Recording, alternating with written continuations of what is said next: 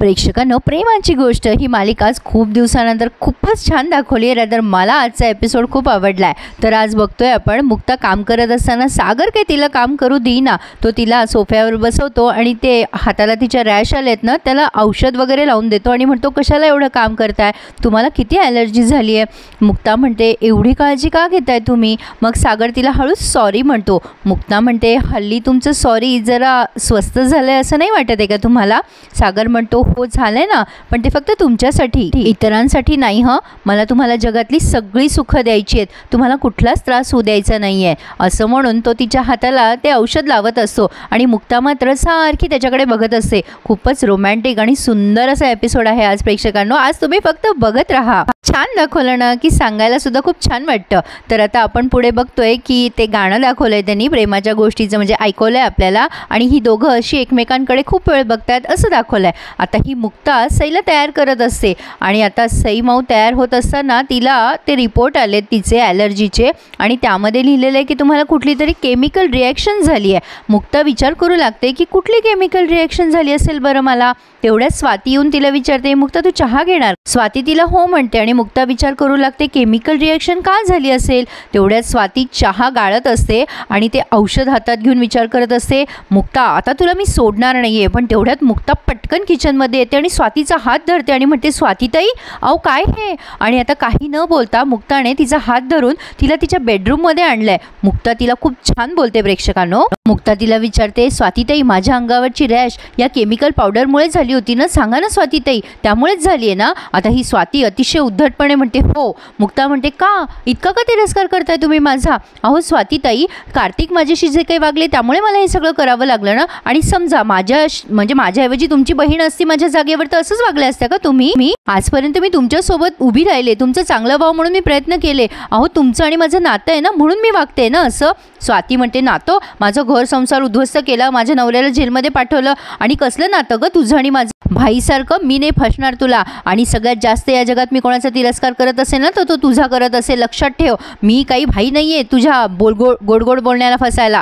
मुक्ता म्हणते हे बघा स्वातीताई तुम्ही मला चुकीचं समजताय, पण मला माहिती आहे तुम्ही असं का वागताय. हे बघा तुम्हाला कदाचित आज माझा तिरस्कार वाटत असेल, पण जरा विचार करा. अहो कार्तिक चांगला माणूस नाहीये ताई. अहो माझ्यावर विश्वास ठेवा, तो अजिबात चांगला माणूस नाहीये. अहो कार्तिक जर चांगले असते तर सागरने तुम्हाला घटस्फोटाबद्दल सांगितलं असतं का. कुठला भाऊ बहिणीशी वाईट वागेल. आता ही स्वातीनं पूर्णपणे डोक्यावर पडलेली आहे. स्वाती म्हणते तो भाऊ जो बायकोच्या ताटाखालचं मांजर झालेला आहे. हे तुझं गोड भाषण मला नको देऊ. सगळ्यांना ओढून सांगशील ना. सांग तुला तमाशा करायची सवयच आहे, कर तमाशा आणि सांग सगळ्यांना. टाक मला जेलमध्ये राहण्यापेक्षा मी जेलमध्ये जाऊन राहील म्हणजे मला कार्तिक सोबत तरी राहता येईल. काय करायचं ते कर ग, मला नाही फरक पडत. आता ही असं बोलते ना, हिला खरंच जेलमध्येच पाठवायला हवं. आता ही निघून जात असते तेव्हा मुक्ता म्हणते ठीक आहे मला त्रास देऊन जर तुमचा त्रास कमी होणार असेल तर वाटेल तितका त्रास द्या मला. पण अहो स्वाती आता मुक्ता पुढे काही बोलणार तेवढ्यात या इंद्राताई येतात आणि म्हणते अगं ए मुक्ता ही बाटली कणाची आहे ग. अगं ही औषधाची बाटली किचन ओट्यावर का ठेवली होती तू. आता मुक्ता म्हणते हो माझंच औषध येते. आता हे स्वातीने जे त्या मुक्ताच्या चहामध्ये टाकली होती ना बाटली, तीच ते औषध आहे. आता या स्वातीला थोडंसं खजील झाल्यासारखं वाटतं, पण ती इंद्राताईचीच पोरगी आहे, तिला काय वाटत नाही. उलट त्या इंद्राताई अजून त्या मुक्ताला ओरडतात काय ग अशी कशी डॉक्टर आहे तू, तुला समजत नाही का अशी औषधाची बाटली ओट्यावर ठेवाव का, किती निष्काळजी आहे तू, घरात लहान लेकरू आहे, तिनं जर ह्या बाटलीतलं औषध खाल्लं असतं तर. आता मुक्ता म्हणते सॉरी मम्मी. आणि आता ह्या पुन्हा त्या मुक्तालाच ऐकून तिथून निघून जातात. कशी पोरगी आहे, निष्काळजी आहे, असं तसं म्हणून बडबड करत निघून जातात. आता मुक्ता नुसती ती बाटली बघते आणि स्वातीकडे बघते, पण स्वातीला मात्र काही फरक पडलेला नाहीये. मुक्ता तिथून निघून जाते. आता पण पुढचा सीन जबरदस्त दाखवलाय प्रेक्षकांनो. आता सागर फोनवर काहीतरी बोलत असतो आणि तेवढ्यात दारावरची बेल वाजते. मुक्ता कामात असते त्यामुळे ती सागरला म्हणते बघा ना जरा इस्त्रीवाला आला असेल. सागर दार उघडतो तर ही महामाया घरात हजर झालेली असते. आता सागर म्हणतो काय काम आहे तुझं. लगेच ही सावनी म्हणते मला ॲक्च्युली थोडंसं काम होतं, मला तुझ्यासोबत फोटो काढायचा आहे. सागर म्हणतो मिळणार नाही, काय संबंध आहे मी तुला फोटो द्यायचा. लगेच सावनी म्हणते अरे एवढा ॲटिट्यूड कशाला दाखवतोयस, त्या आदित्यच्या प्रोजेक्टसाठी हवा होता म्हणून आले मी, ते मला काही हाऊस नाही आहे तुझ्यासोबत फोटो काढायची. तेव्हा सागर म्हणतो तरीही काहीही संबंध नाही आहे, तुझा आणि माझा काहीही संबंध उरलेला नाही आहे.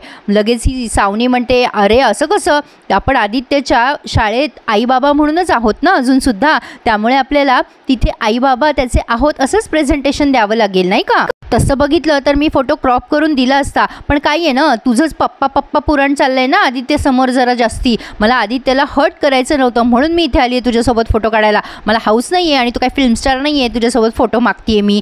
मग मुक्ता म्हणते जाऊ द्या ना, नका ना तमाशा करू, काय हवं आहे त्यांना ते देऊन टाका लवकर, एक फोटोज तर काढायचा आहे. मग लगेच सावनी मुक्ताला थँक्यू असं कुचकं बोलते आणि मग त्या सागरसोबत अशी वेगवेगळ्या अँगलने फोटो काढायचा प्रयत्न करते. शिबाई इथे लाईट जरा कमीच आहे, थांब मी आता अशी येते. आता लगेच त्याच्या खांद्यावरती डोकं ठेवून फोटो काढतीये. आता हे सगळ्या तिच्या सुप्त इच्छा ती पूर्ण करते. तिला सागरसोबत स्वतःची बायको म्हणून प्रेझेंट करायचं आहे, कारण आता सागर चांगला दिसायला लागलाय ना. पण आता मुक्ताला ते काही बघवलं जात नाही, मुक्ता तिथून निघून जात असते. पण सागर म्हणतो थांब मुक्ता, तू इथेच थांब. आता त्याने तिला एकेरी आवाज दिला म्हणून मुक्ता त्याच्याकडे बघतच राहते आणि सागर तिच्याकडे. पण सावनी मात्र लगेच जळायला लागते. काही पण दाखवतात मालिकेमध्ये. खरंच अशा 2-2 बायका समोरासमोर उभ्या तरी राहतील का माहीत नाही बाबा, मी तर काही पाहिलेलं नाही आहे. असो, पण आता या कार्तिकने त्या स्वातीला झापलंय फोन करून. स्वातीने त्याला बहुतेक सांगितलं आहे की ती मुक्ताला ते औषध वगैरे देत होती म्हणून. कार्तिक म्हणतो तू डोक्यावर पडली आहेस का? अगं कोणाला शंका होईल ना. ही स्वाती म्हणते मला तुमचा त्रास बघवला जात नाही आहे. कार्तिक म्हणतो अगं तुला थोडे दिवस सहन करावं लागेल, माझ्या डोक्यात खूप मोठा प्लॅन आहे. आता शहाणपणा कर आणि त्या मुक्ताची माफी माग, म्हणजे कोणाला शंका येणार नाही. तुला डोकं नाही आहे तर नसता शहाणपणा कशाला करतेस ग, मला न विचारता काही करू नकोस असं म्हणून त्याने फोन ठेवला. पण आता ही स्वाती पुन्हा म्हणते मुक्ता आम्ही तुला सोडणार नाही. खरं ती डोक्यावर पडली. असो, आपण फक्त मालिकेतल्या कॅरेक्टरबद्दल बोलतोय, इथे पर्सनल बोलायचा कोणाला काहीही उद्देश नाही आहे. तर आता मुक्ता मॅडम स्वयंपाक करत असताना जरा घामाघूम झाल्यात, त्यामुळे सागरराव असं फॅन घेऊन त्यांच्या मागे मागे करत असतात. मुक्ता हसते आणि म्हणते काय चाललंय तुमचं, मला ऑड वाटतंय ना ते सगळं. सागर म्हणतो वाटू देत ना, मग काय होईल, लोक म्हणतील की बायकोचा फॅन झालाय म्हणून. तुम्ही करतायत की कष्ट, एवढे घाम गाळतायत आमच्यासाठी, स्वयंपाक करताय, मग मी तुमच्यासमोर असं फॅन धरून उभं राहिलो तर काय झालं, ठेवू देत कोणाला नाव ठेवायचे ते. आता तेवढ्यात तिथे मिहिरराव आलेत आणि हे बघून जरा मिहिरराव टेन्शनमध्ये आलेत आणि खुश पण झालेत. अरे बापरे, दादूस कसला रोमॅन्टिक झालाय, आता पहिलावाला दादूस बघायला मिळणार. तर सागर मुक्ताशी किती गोडगोड बोलतोय नाही. असे फॅन घेऊन उभे राहणारे नवरे फक्त मालिकेतच दिसतात. असो, पण आता मिहिर विचार करतोय आता हा व्हिडिओ मी मिहिकाला पाठवतो. ती नेहमी म्हणत असते ना तुझा दादूस खडूस आहे, तुझा दादूस रोमॅन्टिकच नाही आहे. तिला कळेल आता माझा दादूस किती रोमॅन्टिक आहे ते. आणि आता तो सागर आणि मुक्ताची शूटिंग काढत असतो. मुक्ता म्हणते अहो काय करताय, कोणी बघेल ना. सागर म्हणतो बघू देत ना, मग काय फरक पडतोय. आता हा वेगवेगळ्या अँगलने तिला असे वारे देत असतो आणि हा मिहिर त्याची शूटिंग काढत असतो. आणि बाय द वे मुक्ता खरंच खूप गोड दिसतीये या हेअरस्टाईलमध्ये.